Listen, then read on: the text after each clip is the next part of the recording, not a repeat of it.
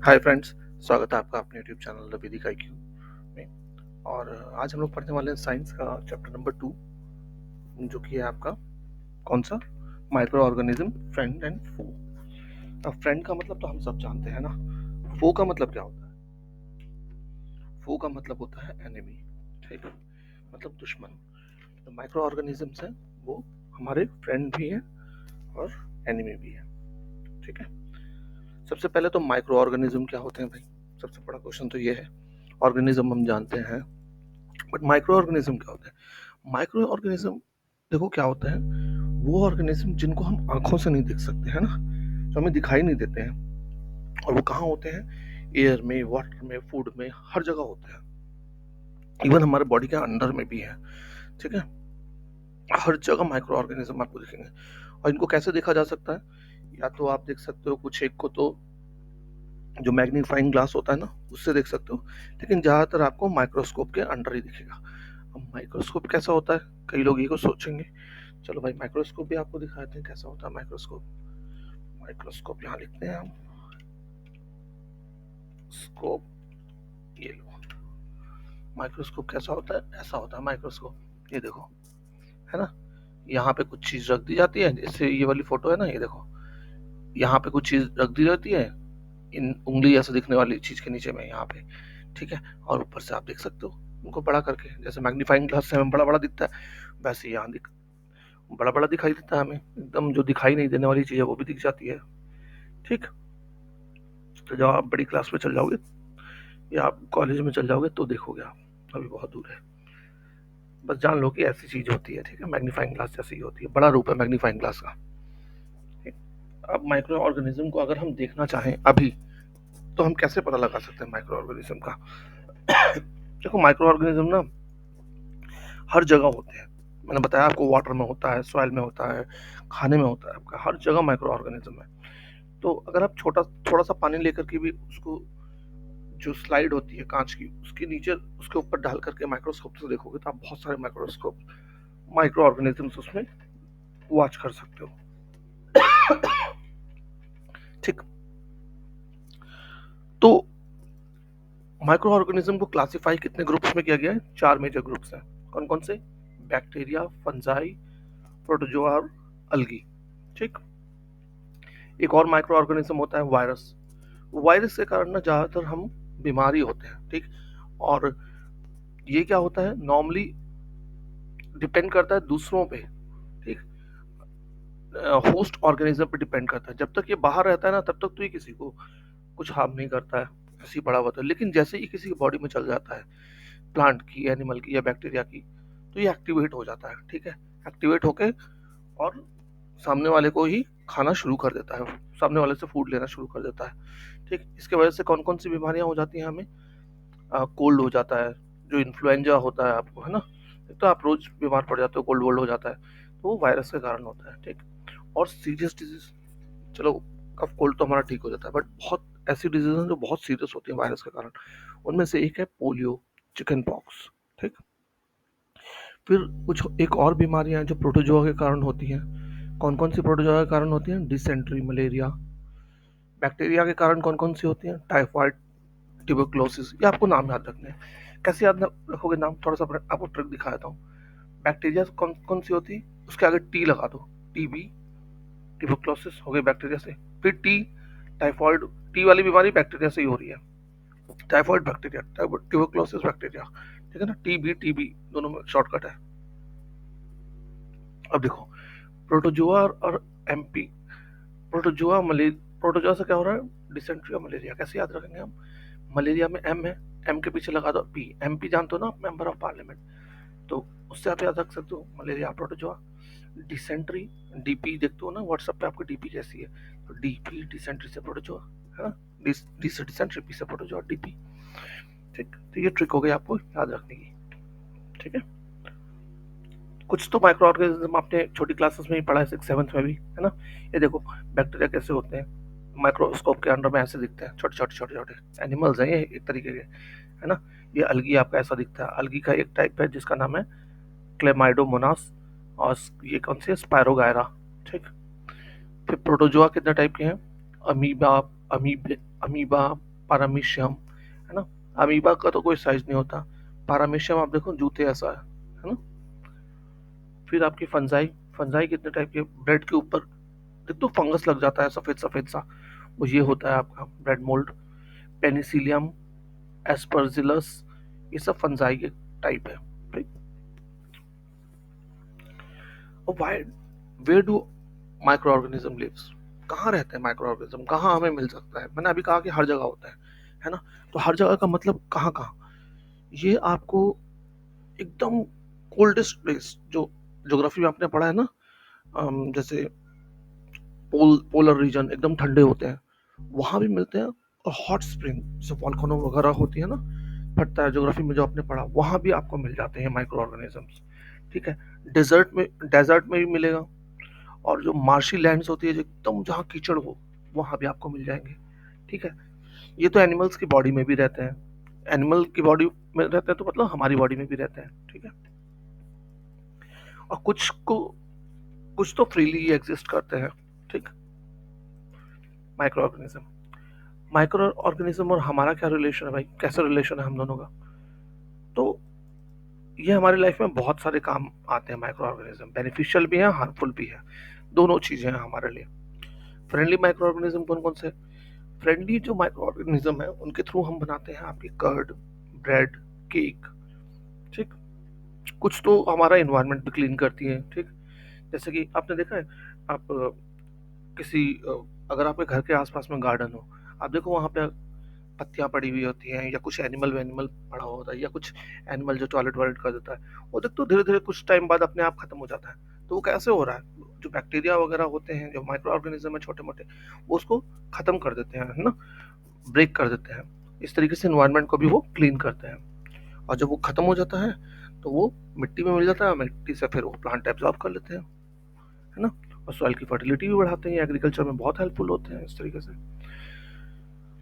अब देखो हमारे घर में बैक्टीरिया का क्या यूज है, जो कर्ड आप बनाते हो, है ना, मिल्क से कर्ड देखा है, आपकी मम्मी डालती है कर्ड में थोड़ा सा, मिल्क में थोड़ा सा कर्ड डाल देंगे तो फिर वो धीरे धीरे वो भी कर्ड बन जाते हैं ज्यादा वाली। तो किसके थ्रू बनती है कर्ड, माइक्रो ऑर्गेनिज्म के थ्रू तो बन रही है। उसमें हम क्या डाल रहे हैं, बैक्टीरियम लैक्टोबैसिलस, ये आपको याद रखना है नाम, है ना, लैक्टोबैसिलस, बैक्टीरियम लैक्टोबैसिलस डाल रहे हैं हम, जो कि कर्ड बनाता है मिल्क से, ठीक। चीज का फॉर्मेशन भी इसी तरीके से होता है, बैक्टीरिया बनाता है चीज से। पिकल्स भी उसी तरीके से बनती है, ठीक है। अब आप देखो जो रवा इडली आप खाते हो, या भटूरा तो सबने ही खाया होगा यार, भटूरे में भी कहीं ना कहीं माइक्रो ऑर्गेनिज्म का हम यूज करते हैं, ईस्ट का यूज करते हैं, अभी हम थोड़ी देर में पढ़ेंगे इनको। ये क्या चीज होती है, भटूरा कैसे बनता है आपने देखा, भटूरा अपनी मम्मी से पूछना, वो बताएंगे आपको। ये फर्मेंटेशन किया जाता है, फर्मेंटेशन क्या प्रोसेस है, कि उसमें ईस्ट मिला दिया जाता है, ठीक है, मैदे में। और उससे क्या होता है, वो ईस्ट मल्टीप्लाई करना शुरू कर देते हैं, है ना। मल्टीप्लाई करना शुरू करते हैं तो वो रेस्पिरेशन लेते हैं, जब वो रेस्पिरेशन लेते हैं तो वो क्या होता है, जो आटे का आपने गूंदा है, जो डो बनाया है ना, वो फूल जाता है, ठीक। इसी तरीके से डोसा का बैटर भी उसी वैसे ही बनता है।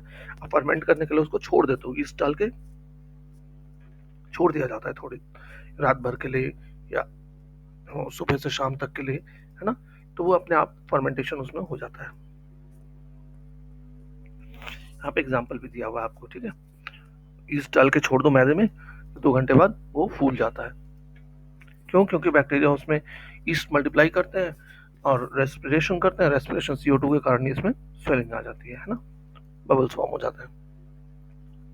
Commercial use of micro organism क्या है, कॉमर्शियल यूज आपका होता है कहाँ, कैसे करते हैं लोग, जब लार्ज स्केल प्रोडक्शन करना हो अल्कोहल का, वाइन का, और जो विनेगर बनाते हैं हम, तो ये सब भी किससे बनते हैं, माइक्रो ऑर्गेनिज्म से बनते हैं।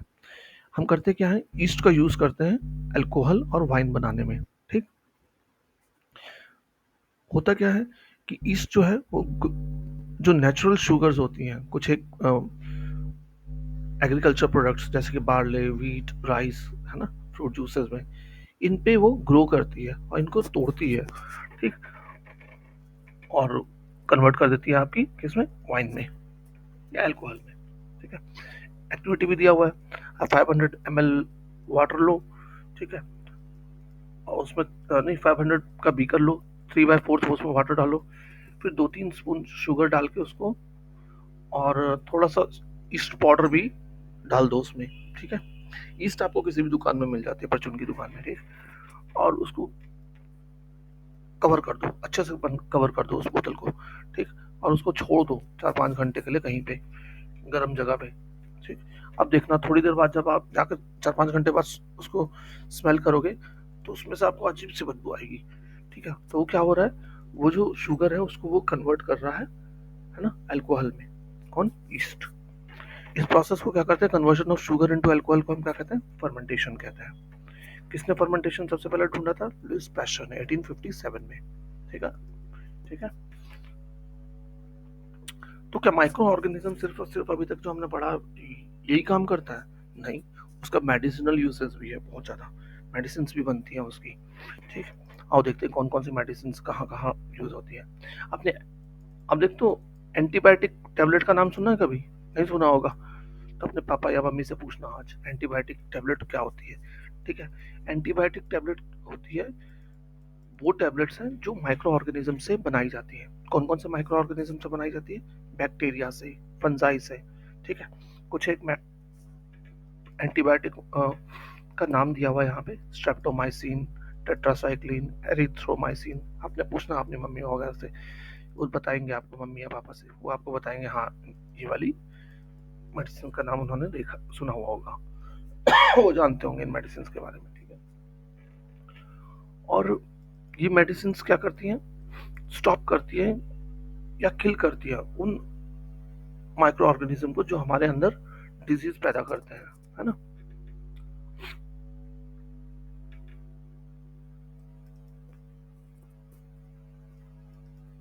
ये माइक्रो ऑर्गेनिज्म हम अपने लाइफ स्टॉक को भी खिलाते हैं, और जो पोल्ट्री फॉर्म होता है वहां भी उनको खिलाया जाता है ताकि उनको इन्फेक्शन ना हो, है ना। प्लांट्स को भी दिया जाता है ताकि प्लांट्स में भी कोई डिजीज ना हो एंटीबायोटिक्स को, ठीक है। अच्छा, एंटीबायोटिक्स के बारे में एक और चीज़ यहाँ पे बहुत इंपॉर्टेंट दी गई है कि एंटीबायोटिक्स हमेशा डॉक्टर से ही एडवाइस करके खानी चाहिए, ठीक है। जितना डॉक्टर जो डॉक्टर बताता है वही लेनी चाहिए। जितने दिनों के लिए देता है उतने दिन खानी चाहिए, उससे पहले छोड़नी भी नहीं चाहिए, है ना।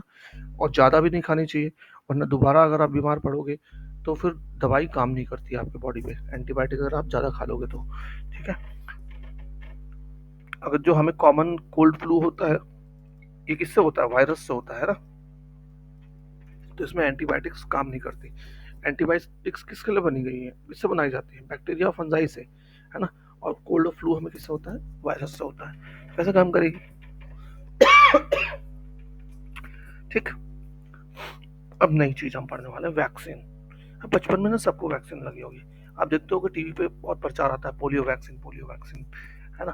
तो वैक्सीन क्या है? अब देखो हमारी बॉडी में जब भी हम बीमार पड़ते हैं ना, तो हमारे बॉडी के जो ब्लड में क्या होता है, आरबीसी और डब्ल्यूबीसी होता है ना। तो डब्ल्यूबीसी क्या करता है, जो माइक्रो ऑर्गेनिज्म हमारे बॉडी में जाते हैं उनको मारता है, तो एंटीबॉडीज पैदा करते हैं हमारी बॉडी, ठीक है। क्या बॉडी हमारी पैदा करती है? एंटीबॉडी। तो जो इन्वेडर हमारे बॉडी में आया है ना, जो माइक्रो ऑर्गेनिज्म आया है हमारी बॉडी में, उसको वो ढूंढ ढूंढ के मार देती है, ठीक है।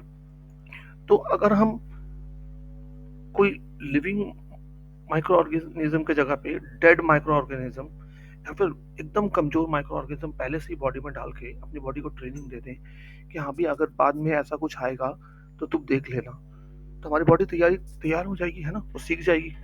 जैसे आपको एग्जाम देने से पहले टेस्ट वेस्ट लाते हैं ना, हम सैंपल टेस्ट लेते हैं कि हाँ ये वाला क्वेश्चन करना, वो वाला क्वेश्चन इंपॉर्टेंट है, तो आपको बताया जाता है ना कुछ कुछ तरीके से कि ये इंपॉर्टेंट है, वो इंपॉर्टेंट है। तो उसी तरीके से हमारे बॉडी को हम डेड या वीकेंड माइक्रोब डाल देते हैं और बॉडी को ट्रेनिंग देते हैं कि हाँ अगर फ्यूचर में ऐसा आएगा कोई माइक्रोब तो तुम उसको मार लेना, और हमारी बॉडी सीख जाती है बॉडी एंटीबॉडी पैदा करना, और हमारी बॉडी में एंटीबॉडी हमेशा के लिए पैदा हो जाते हैं उन माइक्रोब्स के अगेंस्ट में और हमें प्रोटेक्ट करते हैं। जैसे कुछ एक सेवरल डिजीजेज हैं, cholera, TB, small pox, hepatitis, इनके खिलाफ में वैक्सीनेशन किया जाता है ना। तो ये जो इंजेक्ट कराया जाता है ना डेड या वीकेंड माइक्रोब बॉडी में, हेल्दी बॉडी में, इसको कहते हैं वैक्सीनेशन, ठीक है। इसी प्रोसेस को वैक्सीनेशन कहते हैं। वैक्सीनेशन किसने डिस्कवर किया था एडवर्ड जेनर ने, किया था 1798 में। ठीक। अब देखो, एक आप आए दिन ढूंढते हो पल्स, आप आए दिन देखते होगे पल्स पोलियो प्रोग्राम चलता रहता है, टीवी पे आता रहता है ना, वैक्सीन लगाओ वैक्सीन लगाओ, है ना। और ऐसी ही एक बहुत जबरदस्त बीमारी थी पहले, स्मॉल पॉक्स, उसको पूरे वर्ल्ड से इरेडिकेट किया गया ऑलमोस्ट वैक्सीनेशन के थ्रू ही। ठीक है। अब वैक्सीन क्या लार्ज स्केल पे प्रोडक्शन किया जाता है ताकि ह्यूमंस को और एनिमल्स को भी बचाया जा सके किसी ऐसी बड़ी बीमारी से, है ना। अब हम सॉइल फर्टिलिटी कैसे बढ़ा सकते हैं? क्या हमारे जो ये माइक्रो ऑर्गेनिज्म है, ये हमारी हेल्प करते हैं फर्टिलिटी बढ़ाने में सॉइल की? बिल्कुल करते हैं। कैसे करते हैं? कुछ बैक्टीरिया जो होते हैं ना, वो कैपेबल होते हैं नाइट्रोजन को एटमॉस्फेयर में से खींच के और सॉइल में फिक्स कर देते हैं। ठीक है। और हर प्लांट को नाइट्रोजन चाहिए होता है। नाइट्रोजन किस लिए चाहिए होता है? नाइट्रोजन प्लांट को प्रोटीन बनाने में जरूरत होती है ना, उसको अमीनो एसिड बनाने के लिए जरूरत होती है। ठीक। तो इस चलते नाइट्रोजन बहुत इंपॉर्टेंट होता है, जो सॉइल में होना चाहिए। जब नहीं होता है तो हम क्या करते हैं? फर्टिलाइजर्स डालते हैं, यूरिया डालते हैं, है ना, नाइट्रोजन ऐड करने के लिए, फर्टिलिटी बढ़ाने के लिए। पर अगर हम पर ये केमिकल है ना, ये हार्मफुल होते हैं सबके लिए। तो बेस्ट है कि नेचुरली अगर हो पाए तो वो सबसे बेस्ट है। ठीक। क्लीनिंग द एनवायरनमेंट हमने पढ़ा था, है ना, कि आप जानते हो कि जो प्लांट वेस्ट होता है, एनिमल वेस्ट होता है, या कुछ भी टॉयलेट्स वगैरह अगर करते हैं जानवर, तो आप देखते हो कि माइक्रो ऑर्गेनिज्म उनको धीरे धीरे करके तोड़ देते हैं, है ना, मेन्योर में कन्वर्ट कर देते हैं, और ये एज अ न्यूट्रिएंट फिर से प्लांट एब्जॉर्ब करके उसको खत्म कर देता है, यूज कर लेता है ना। इस तरीके से इन्वायरमेंट को क्लीन करता है। हार्मफुल माइक्रो ऑर्गेनिज्म, अब हम पढ़ेंगे हार्मफुल माइक्रो ऑर्गेनिज्म कौन कौन से हैं और कैसे बीमारियां हमें होती हैं। देखो, कुछ कुछ एक माइक्रो ऑर्गेनिज्म बहुत हार्मफुल होते हैं हमारी बॉडी के लिए। ठीक है। तो जो डिजीज कॉजिंग माइक्रो ऑर्गेनिज्म है उनको हम क्या बोलते हैं? पैथोजेंस बोलते हैं। ठीक। माइक्रो ऑर्गेनिज्म क्या करते हैं? हमारे फूड को स्पॉइल करते हैं, क्लोथिंग को भी स्पॉइल करते हैं, लेदर को भी स्पॉइल कर देते हैं। Disease causing micro organism in humans कौन कौन से हैं? अब देखो, पैथोजेंस हमारी बॉडी में कैसे आते हैं? पैथोजेंस कौन है? वो माइक्रो ऑर्गेनिज्म जो हमें डिजीज करते हैं हमारे बॉडी में आते हैं through air, through water and through food. ये तीन तरीके से आ सकते हैं। ठीक। और क्या तरीका हो सकता है? या तो जो बंदा इन्फेक्टेड हो गया है उससे डायरेक्ट आ जाएगा हमें, या तो कोई एनिमल हमें पहुंचा सकता है, हम तक पहुंचा सकता है ना। अभी आपने देखा था कोविड था, जो बंदे को कोविड हो जाता था उससे बोला जाता था दूर रहो, है ना, क्योंकि उससे आप तक आ सकता था बाय एयर, है ना।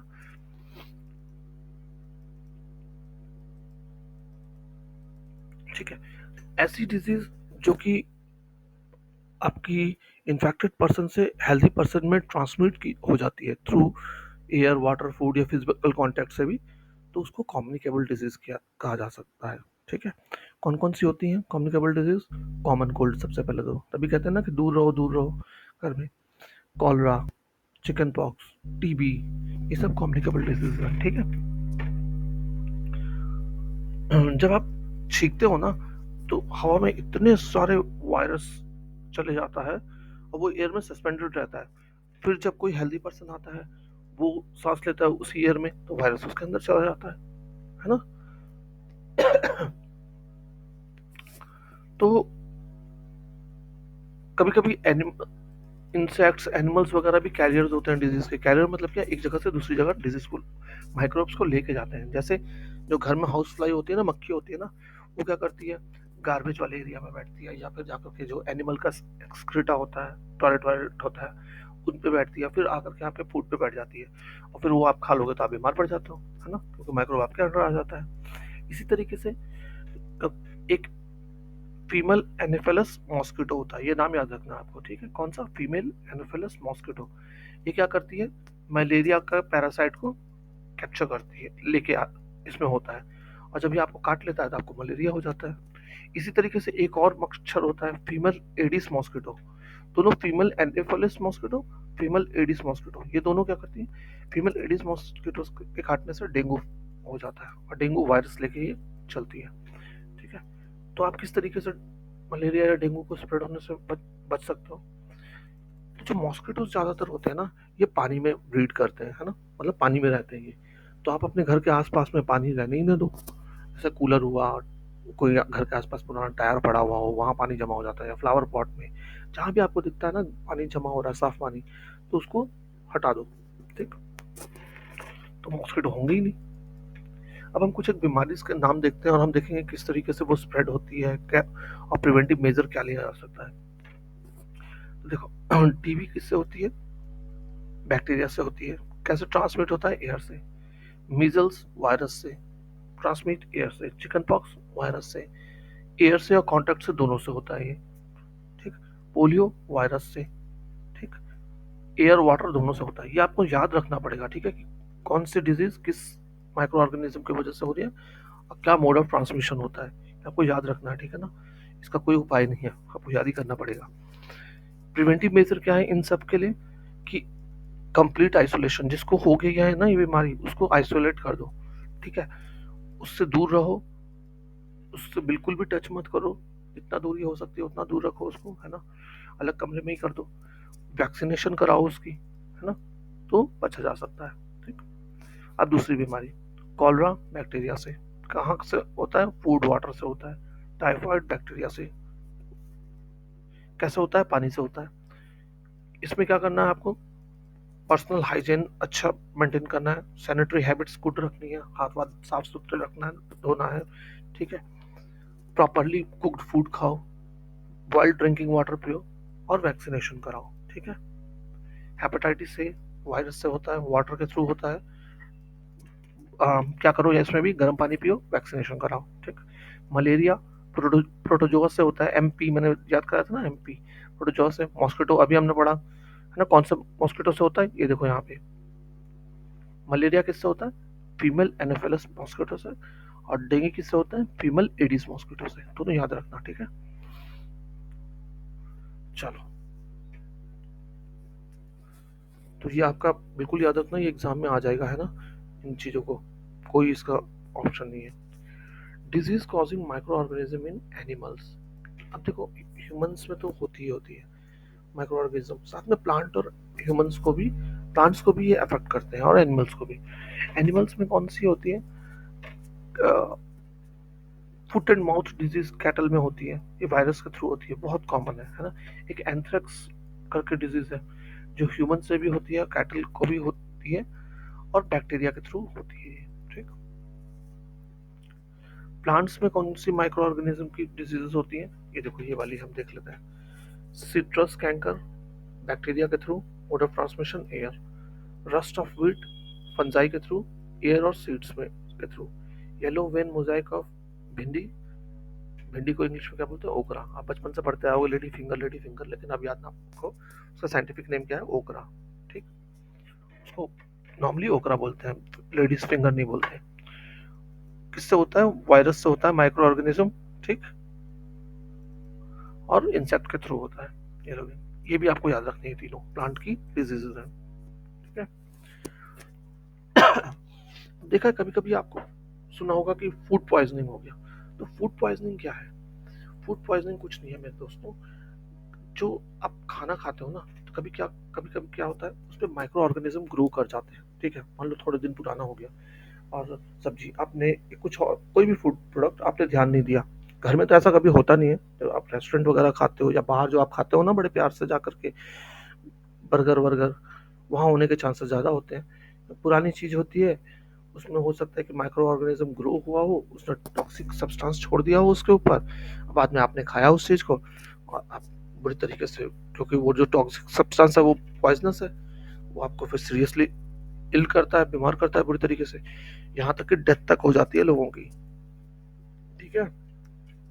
तो बाहर की जो चीज़ें खाते हो ना, ये दबा करके, बर्गर टिक्की वगैरह, सोच समझ के खाया करो, ठीक है। कम से कम खाओ, ना खाओ तो बेस्ट है, ठीक। चलो, फूड प्रिजर्वेशन। अब देखो, हम जो हमारा जो फूड है, हम उसको प्रिजर्व भी करना चाहते हैं, है ना। क्यों? क्योंकि कभी हम ज़्यादा बना देते हैं, तो हम चाहते हैं कि बचे बचा रहे कुक्ड फूड। अब हम पिछले चैप्टर में पढ़ा था कि हाँ कैसे हम जो फूड ग्रेन प्रोड्यूस करते हैं उसको प्रिजर्व और स्टोर कैसे करते हैं, लेकिन कुक्ड फूड को हम कैसे प्रिजर्व करें, है ना?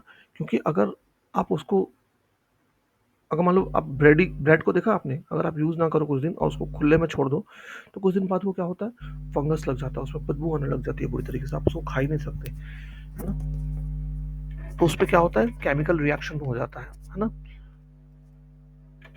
कभी आप देखो, कोई आप फल लाए हो बाजार से, आपने नहीं खाया हो कुछ दिन बाद, तो वो खराब हो जाता है ना, बदबू मारने लग जाता है। तो हम कैसे बचाएं इन सब चीज़ों को, है ना? तो सबसे पहला मेथड आता है केमिकल मेथड, बचाने का अपने फूड को। ठीक, थोड़ा सा रह गया, थोड़ा सा और कर लो। अगर आपने पढ़ रखा हो ना, मैं एक चीज अब यहाँ पे बता दूं आगे जाने से पहले, अगर आपने ये चैप्टर पढ़ा हुआ है तो आप इसको स्पीड बढ़ा के कर लो ना, 1.5 की स्पीड या 2 की स्पीड तक भी जा सकते हो। 1.5 की स्पीड बढ़िया रहती है, 1.5 की स्पीड से देख लो, फटाफट देख लोगे। और अगर आपने नहीं पढ़ा है, ठीक है, तो आप इसको पढ़ सुनने के बाद, 1 से 2 बार सुनने के बाद किताब जरूर पढ़ लेना। मैं हमेशा बोलता हूँ किताब जरूर पढ़ा करो, किताब का ऑल्टरनेट कुछ नहीं है। ठीक है, यहाँ पे समझ लो, फिर बाद में किताब पढ़ लेना पक्का। ठीक है, केमिकल मेथड, सबसे पहले हम कैसे प्रिजर्व करेंगे अपने फूड को घर पे, केमिकल मेथड्स। तो केमिकल कैसे होता है, साल्ट और एडिबल ऑयल्स, जो हम जिस खाने में बनाते हैं ना, तेल है ना अपने घर में, सरसों का तेल या फिर रिफाइंड तेल वगैरह, तो ये एडिबल ऑयल्स कहलाते हैं। ठीक है, सॉल्ट तो हम जानते हैं, नमक। ये क्या हेल्प करते हैं बहुत ज़्यादा हमें, माइक्रो ऑर्गेनिज्म की ग्रोथ नहीं होने देते हैं। ठीक है, इनको क्या बोला जाता है, प्रिजर्वेटिव भी बोला जाता है। और अगर आप देखोगे ना, कुछ एक जो जैम खाते हो आप या स्क्वैश खाते हो, उनकी बोतल के बाहर भी देखोगे ना, तो उनमें भी प्रिजर्वेटिव मिलाया हुआ होता है। कौन कौन सा प्रिजर्वेटिव मिलाया हुआ होता है, sodium benzoate and sodium metabisulphide. ठीक है, इन दोनों में से कोई एक तो होगा ही होगा। तो आप देखना अगली बार अपनी उसमें, ये प्रिवेंट करते हैं क्या, कि माइक्रो ऑर्गेनिज्म ग्रो नहीं कर पाए और फूड को बर्बाद ना करें। प्रिजर्वेशन बाय कॉमन साल्ट, जो मीट और फिशेस होती है ना, उसको कवर कर दिया जाता है ड्राई साल्ट से, ताकि बैक्टीरिया की ग्रोथ ही ना हो पाए। और ये आज से नहीं हो रहा, बहुत सालों से किया जा रहा है। इसी तरीके से हम आंवला, रॉ मैंगो को, टर्मरिक को, आपने देखा होगा मम्मी क्या करती है, नमक लगा देती है उनमें, है ना, ताकि वो बचे रहें, खराब ना हो। प्रिजर्वेशन बाय शुगर, शुगर से भी हम बचा सकते हैं। अब देखो, जो जैम्स, जेली, स्क्वैशेस होते हैं, इनके ऊपर क्या होता है, शुगर होती है काफी सारी। वो क्या करती है, इनको प्रिवेंट करती है, क्योंकि मॉइस्चर कम करती है ना। मॉइस्चर नहीं होगा तो बैक्टीरिया की ग्रोथ कम होगी, जिससे कि फूड स्पॉइल नहीं होगा। ठीक, preservation by oil and vinegar. अब देखो, आप देखते हो पिकल वगैरह ऑयल में होता है काफी सारा, है ना? कभी कभी कोई चीजों को विनेगर में भी डुबो के रखा जाता है, ताकि वो खराब ही ना हो, बैक्टीरिया ग्रो ही नहीं कर पाता। ऑयल और विनेगर वगैरह में बैक्टीरिया रह ही नहीं सकता, सांस ही नहीं ले पाता है, तो वो मर जाता है। तो इस चलते इसमें रखा जाता है। तो वेजिटेबल्स हुई, फ्रूट्स हुई, फिश, मीट वगैरह इस तरीके से प्रिजर्व की जाती है। हीट एंड कोल्ड ट्रीटमेंट, अब देखो, हीट एंड कोल्ड तरीका सबसे बेस्ट है। अब देखो, आपका घर में मम्मी क्या करती है, मिल्क को बॉईल करती है यूज करने से पहले या रखने से पहले, फ्रिज में रखने से पहले, है ना? बॉइलिंग से बैक्टीरिया मारा जाता है ना? और अगर टेम्परेचर आप लो कर दोगे, तो अगर उसमें कोई माइक्रो ऑर्गेनिज्म होगा भी तो मल्टीप्लाई नहीं कर पाएगा। ठीक, उतने का उतना ही रहेगा। मान लो आप दूध लेके आए बाहर से, जो जो थैली वाला दूध होता है उसमें तो होते ही नहीं माइक्रो ऑर्गेनिज्म। अगर आप बाहर का लेके आ रहे हो और मान लो उसमें 1-2 दिन रखना है आपको, तो आप फ्रिज में रखते हो, है ना, उसको, उसके बाद फिर इमीडिएट उसको गर्म कर देते हो, है ना, पीने से पहले, ताकि उसके बैक्टीरिया सारे मर जाए। जो आप लाते हो ना पैकेट दूध, वो जल्दी खराब नहीं होता, क्यों? क्योंकि उसको पैस्चराइज्ड मिल्क होता है। तो पैस्चराइजेशन किसको बोलते हैं, जब दूध को हम 70 डिग्री सेल्सियस पे 15 to 30 सेकेंड्स तक लगातार गर्म करते हैं, जैसे उसको गर्म करते रहते हैं हम, हैं, और एक टेम्परेचर पहुंचाते हैं मशीन से, 70 डिग्री जैसे ही हुआ, तो उसी टेम्परेचर पर होल्ड करके रखते हैं 15 to 30 सेकंड तक। उसके बाद उसको सडनली चिल कर दिया जाता है ना, अचानक से उसको कोई ठंडे आइस के पानी में डाल दिया जाएगा, और उसके बाद उसको पैक कर दिया जाएगा।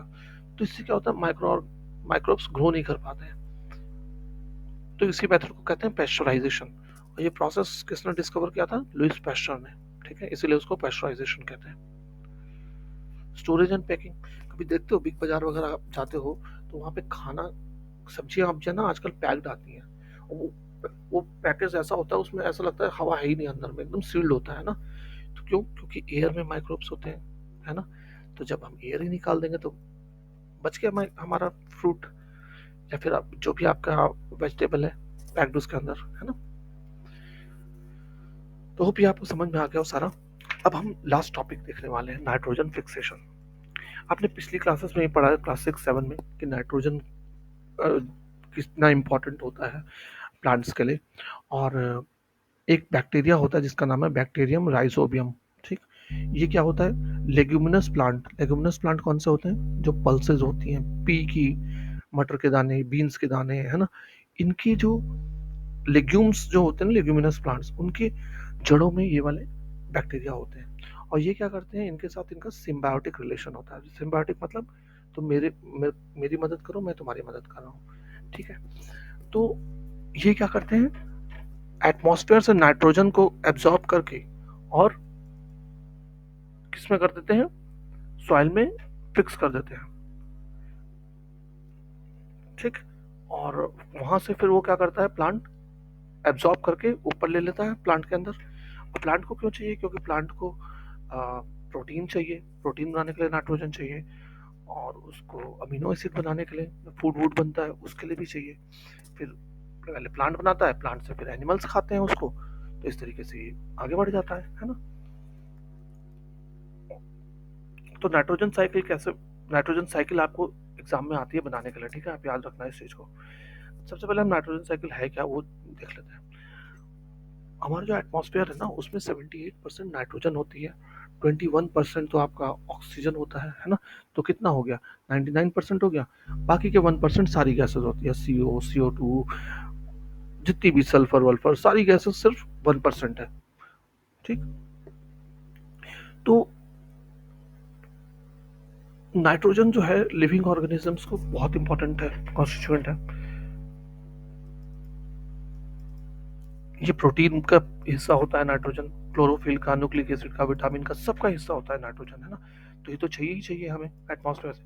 लेकिन प्रॉब्लम क्या है कि हम डायरेक्टली, देखो सांस तो हम लेते रहते हैं, लेकिन ऐसा नहीं है कि हम नाइट्रोजन को एब्जॉर्ब कर लेते हैं बॉडी में, नहीं हो पाता है, कोई भी नहीं कर पाता है। तो एक ही तरीका है सिर्फ और सिर्फ, कि कुछ एक बैक्टीरिया जो है, blue green bacteria, blue green कुछ बैक्टीरिया और ब्लू ग्रीन अलगे, ये क्या करती हैं, एटमॉस्फेयर को, एटमॉस्फेयर से नाइट्रोजन को एब्जॉर्ब करके नाइट्रोजन कंपाउंड में कन्वर्ट करके डाल देती हैं किसमें, सॉइल में। और सॉइल से फिर वापस हमें प्लांट्स में आ जाता है। फिर प्लांट क्या होता है, प्लांट और एनिमल जब मरते हैं तो फिर से प्लांट, बैक्टीरिया, फंजाई वगैरह उसको कन्वर्ट करा देती है नाइट्रोजन वेस्ट में, और फिर से वो मिट्टी में मिल जाता है ना। और कुछ जो है बैक्टीरिया क्या करते हैं, उन कंपाउंड्स को भी तोड़ देते हैं, तो नाइट्रोजन फ्री हो जाता है, एटमॉस्फेयर में चला जाता है। तो इस तरीके से नाइट्रोजन ऑलमोस्ट कांस्टेंट रहता है आपके उसमें, एटमॉस्फेयर में, ठीक। तो ये साइकिल, पूरा साइकिल है। कैसे? एटमॉस्फेरिक नाइट्रोजन है, कभी कभी लाइटनिंग से भी ना, जो देखो बिजली गिरती है, वहां से भी नाइट्रोजनस कंपाउंड बन जाते हैं जो सॉइल में मिक्स हो जाते हैं, ठीक।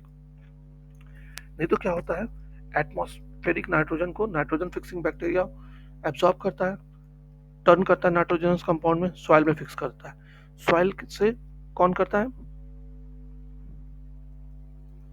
हाँ, सॉइल में फिक्स हो गया, प्लांट्स इसको ले लेते हैं, है ना। प्लांट्स को खाते हैं कौन, एनिमल। एनिमल क्या करते हैं, नाइट्रोजनस वेस्ट फ्रॉम एक्सक्रीशन और डेथ के थ्रू। अब देखो, हम एक्सक्रीशन भी करते रहते हैं, टॉयलेट वगैरह भी करते हैं, उसमें भी नाइट्रोजन निकलता है ना।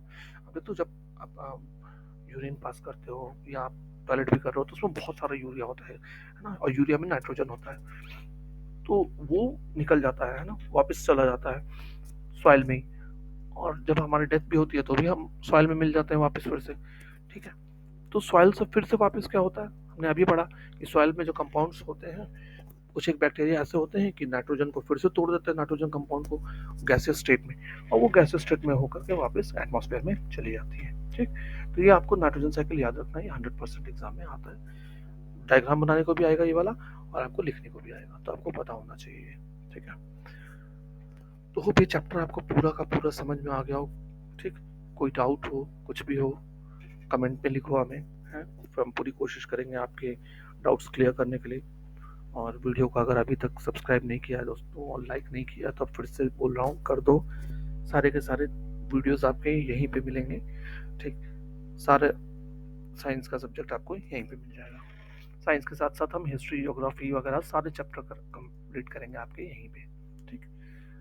तो थैंक्स फॉर वॉचिंग, मिलते हैं अगली वीडियो में। जय हिंद।